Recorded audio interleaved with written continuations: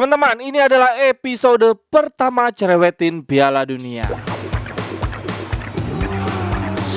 Cerewetan ceking kita, nyerewetin apa aja.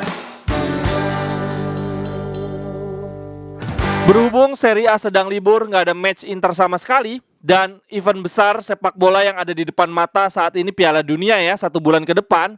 Berarti untuk sementara ini gue akan rutin ngebahas Piala Dunia, cerewetin Piala Dunia.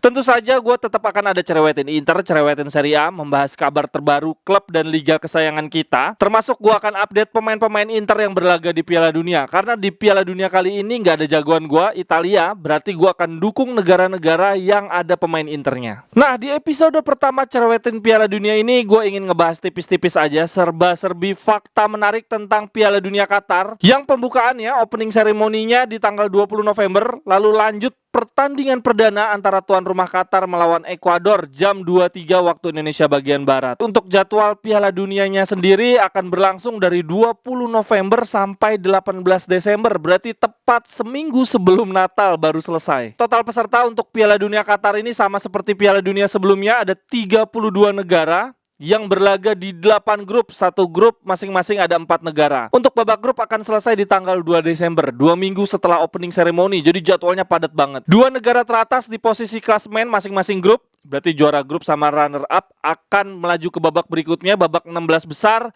Dari babak 16 besar akan ke 8 besar, dari 8 besar ke semifinal. Lalu di partai final ada perebutan juara 3 dan juara 1. Untuk pembahasan peta kekuatan masing-masing grup akan gue bahas di konten berikutnya teman-teman. Hari ini gue mau bacain beberapa fakta menarik dari Piala Dunia Qatar 2022. Fakta menarik yang pertama, ini untuk pertama kalinya Piala Dunia dilakukan di akhir tahun, di musim dingin. Biasanya kan di bulan Juni ya, ini di bulan November-Desember. Fakta menarik yang kedua, Qatar sebagai tuan rumah mengeluarkan biaya persiapan paling tinggi dalam sejarah tuan rumah Piala Dunia. Tadinya gue berpikir ini faktor kurs kali ya kan, nilainya $1 sekarang sama $1 4 tahun yang lalu berbeda. Tetapi ternyata nggak gitu juga, karena dari nominalnya sendiri tinggi banget.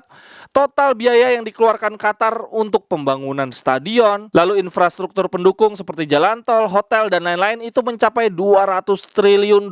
Gokil. Walaupun biaya yang dikeluarkan untuk persiapan Piala Dunia ini cukup besar, tapi ternyata penggunaan stadion di Piala Dunia Qatar ini terhitung sedikit. Di Qatar nggak punya banyak stadion, teman-teman, total hanya menggunakan 8 stadion, dan dari 8 stadion itu hanya 1 yang sifatnya renovasi. Sementara 7 lainnya benar-benar dibangun dari nol untuk Piala Dunia ini. Untuk nama-nama stadion yang akan digunakan di Piala Dunia nanti ada Al Bayt Stadium, Khalifa International Stadium, Al Tumama Stadium, Ahmad bin Ali Stadium, Lusail Stadium, ini yang paling besar kapasitasnya 80.000. Kemudian ada Stadium 974, Education City Stadium, dan Al Jounub Stadium. Total ada 8, ini termasuk sedikit. Kalau dalam sejarah Piala Dunia yang paling dikit Argentina di tahun 1978 hanya menggunakan 6 stadion. Tapi dari jumlah penggunaan stadion yang sedikit ini sebetulnya ada keuntungannya juga teman-teman. Pertama, Qatar kan secara luas geografis nggak terlalu luas ya.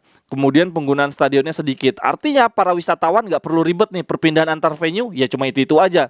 Dan jaraknya nggak jauh. Contoh nih, di sini ada fakta bahwa jarak antar 2 stadion yang paling banyak digunakan nanti yaitu Al Bayt dan Al Wakrah itu jaraknya cuma 90 menit. Relatif cepat lah itu. Fakta menarik lainnya dari Piala Dunia 2022 di Qatar ini adalah berpotensi mencatat rekor jumlah penonton. Kenapa berpotensi mencatat rekor jumlah penonton? Karena nggak bisa dipungkiri ya, Qatar saat ini menjadi negara di Timur Tengah yang paling banyak diminati untuk dikunjungi, terlepas ada Piala Dunia atau enggak. Nggak ada Piala Dunia aja banyak yang ngunjungin, apalagi ada Piala Dunia. Dan secara geografis letaknya Qatar nggak terlalu jauh lah sama negara-negara lainnya. Beda lah kayak Indonesia kan tengah laut, harus perjalanan udara, harus perjalanan laut. Kalau Qatar enggak, perjalanan darat aja ada banyak negara di sekitarnya. Lalu fakta menarik lainnya, karena biaya persiapan membuat Piala Dunia ini mahal, maka harga tiket Piala Dunia di Qatar ini juga sangat mahal, bahkan paling mahal dibandingkan Piala Dunia sebelumnya.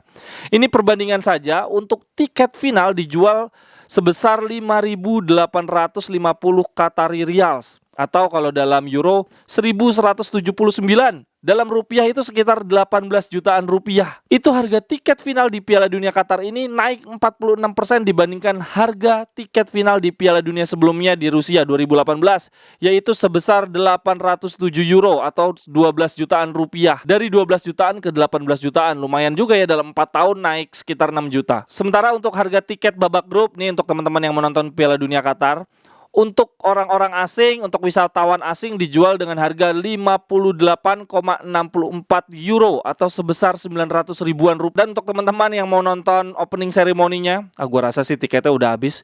Ini harga tiketnya 302 euro atau sekitar 4 jutaan rupiah. Gokil. Kalau mau nonton Piala Dunia sebulan ke Qatar, habis pesawat pulang pergi udah berapa? Belum hotel, belum makan, belum tiket. Aduh, itu tajir banget pasti. Dengan harga tiket opening ceremony sebesar 4 jutaan, gue jadi penasaran. Ini sebagus apa sih? Gue mau bandingin sama Asian Games. Waktu opening ceremony Asian Games, gue nonton beli tiket 750 ribu kalau nggak salah. Dan itu bagus banget. Jadi gue jadi penasaran nih, 4 jutaan sebagus apa sih Qatar bikin opening ceremony? Kita cerewetin live bareng-bareng ya teman-teman. Kita lanjut ke fakta menarik lainnya. Isu terbesar di Piala Dunia Qatar ini ada dua teman-teman. Satu, cuaca panas sehingga tuan rumah Qatar memasang AC di seluruh stadion, gokil. Lalu yang kedua adalah alkohol, karena Qatar negara muslim jadi alkohol di sana haram. Nah, Qatar sebagai tuan rumah melarang adanya alkohol di stadion. Jadi tidak akan ada pemandangan penonton sambil megang bir. Tetapi untuk menyiasati ini, tuan rumah Qatar membuat fan zone di sana alkohol friendly. Jadi kalau mau minum alkohol nggak boleh di stadion, tapi di titik-titik tertentu. Mungkin kalau di Indonesia itu smoking room kali ya. Oke, lanjut fakta yang terakhir. Piala Dunia Qatar adalah Piala Dunia kedua yang diselenggarakan di Asia. Sebelumnya ada Piala Dunia Korea Jepang di 2002. Gua sebagai pendukung Itali, timnas Itali, nggak menganggap Piala Dunia 2002 itu ada karena kontroversial banget. Silakan bagi teman-teman yang punya informasi menarik, fakta-fakta menarik tentang Piala Dunia Qatar, atau jangan-jangan di sini ada teman-teman yang nonton langsung Piala Dunia di Qatar. Wah, boleh tuh, tolong hubungin gue, nanti kita zoom bareng, kita live report. Pengen lihat di sana suasananya kayak gimana. Untuk episode cerewetin Piala Dunia berikutnya, kita akan bedah lebih dalam kekuatan masing-masing grup, masing-masing negara. Sampai ketemu di cerewetan-cerewetan berikutnya. Bye-bye, thank you.